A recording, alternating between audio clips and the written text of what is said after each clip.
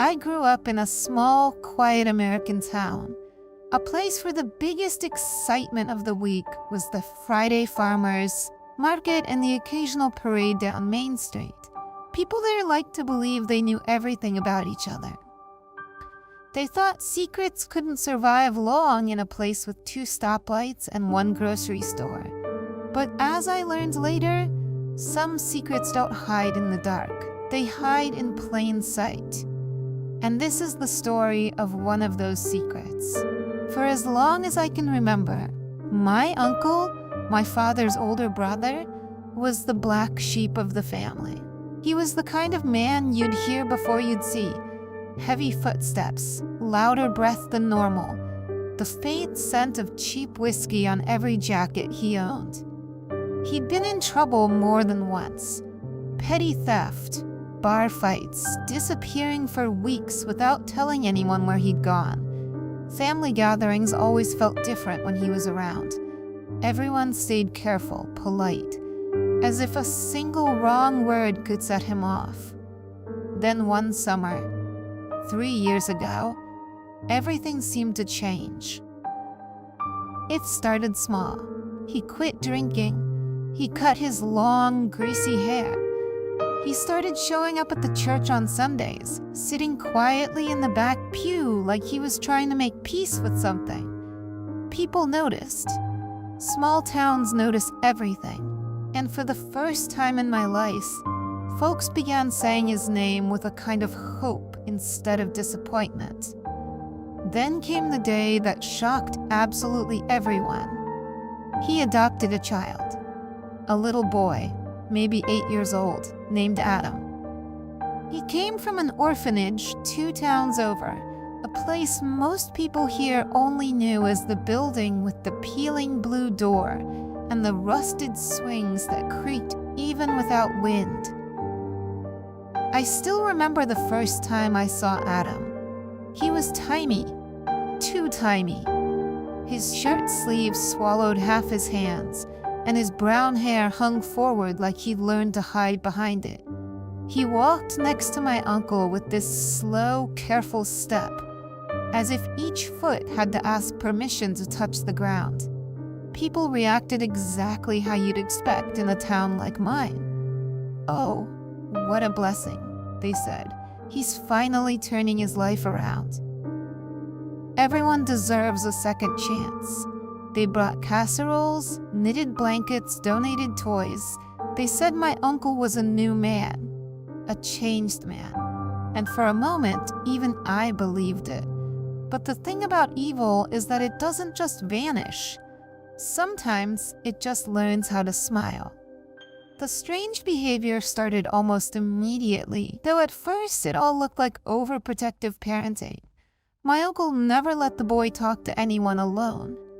If neighbors visited, the boy stayed glued to his side. If someone asked Adam a question, even something simple like, "How do you like school?" my uncle answered for him. And the way he watched the boy, it wasn't love.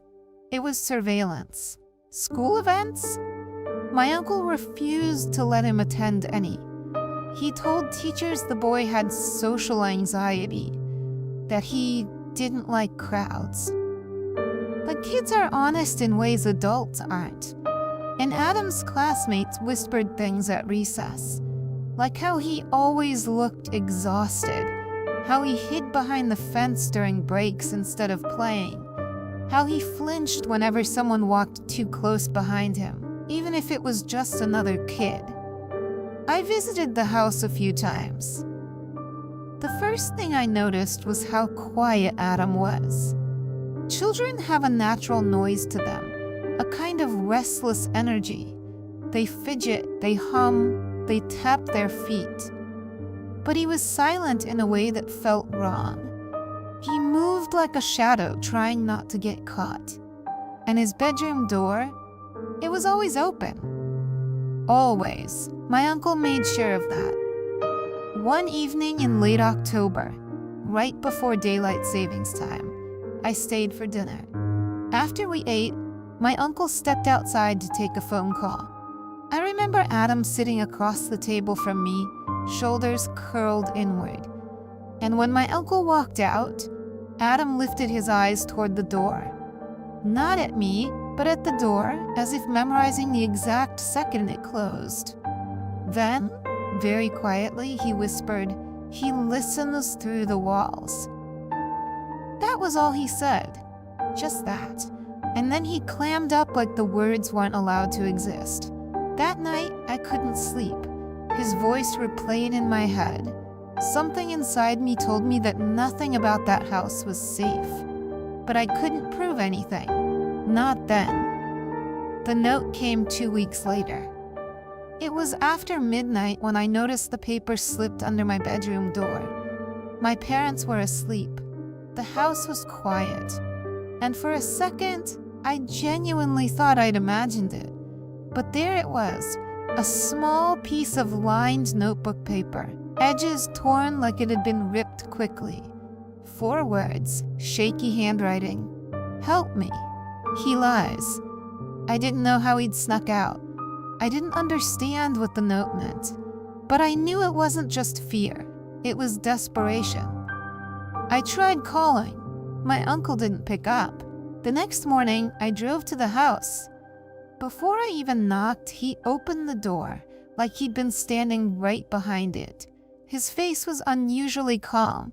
Too calm. And Adam was nowhere in sight. I asked if everything was okay. He smiled, said Adam was resting, said the boy had been acting out lately, said children test boundaries. Something in his tone made my stomach drop. I wanted to push inside the house. I wanted to see the boy, but I didn't. And I've regretted that decision every day since. Because months later, the truth finally came out. Police cars appeared in our neighborhood early one morning. Sirens off, lights flashing silently in the fog. Officers gathered at my uncle's place. Neighbors peeked from windows. Word spread faster than wildfire. My uncle had been connected to a string of robberies in nearby counties. Smart robberies, no fingerprints, no witnesses, perfect alibis. And those alibis? They all traced back to the same thing. The boy. He'd force Adam to memorize stories, down to the smallest detail about being home at certain times, what they ate for dinner, what movie they watched, what pajamas my uncle wore. Everything designed to sound believable. And Adam, terrified, repeated every lie. Because if he didn't, my uncle punished him. Not with bruises or broken bones, nothing that would draw attention. Instead, he destroyed the only things the boy loved, his toys. One by one, slowly, methodically. Each time Adam failed him, another toy went into the fireplace. A stuffed bear, a model car, a stack of picture books. The officers found the burned remains in a metal bucket behind the shed. And that wasn't even the worst part. They found a little corner in the basement, just a mattress and a lamp with no bulb, a space where Adam had been sent when he disobeyed. No blankets, no toys. Just concrete walls and the sound of the house creaking above him. The boy survived, but a part of his childhood didn't.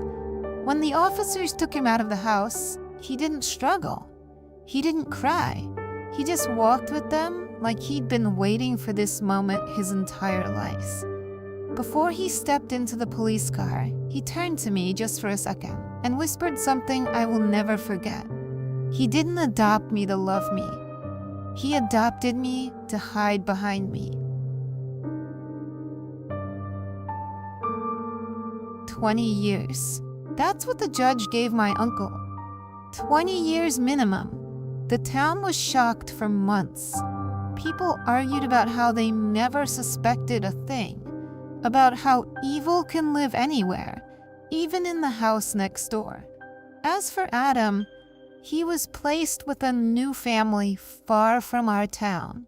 People said he was doing better, that he finally felt safe. I hope that's true. I hope he found a place where childhood doesn't have to be earned. And sometimes, late at night, I think about that tiny note he slipped under my door. I think about how close he was to being lost forever.